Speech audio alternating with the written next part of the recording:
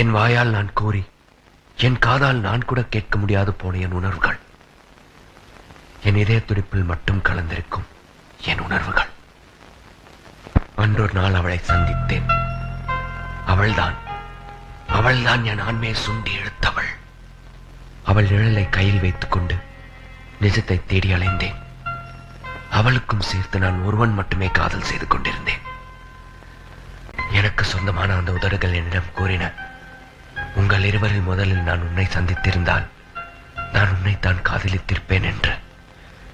அப்படி ஒரு சந்திப்பை ஏற்படுத்தி கொடுக்க தவறியது யார்? அப்படி ஒரு சூழ்நிலை உருவாக்கி கொடுக்க தவறியது யார்? என்னை வாய் பேச முடியாதவனாகவும் காது கேட்க முடியாதவனாகவும் படித்த போது கூட அந்த ஆண்டவனை நான் பழித்ததில்லை. அவளை அடைய முடியாதவனாக படைத்தானே, அதற்காக அந்த ஆண்டவனை பழிக்கின்றேன். என்னை கட்டி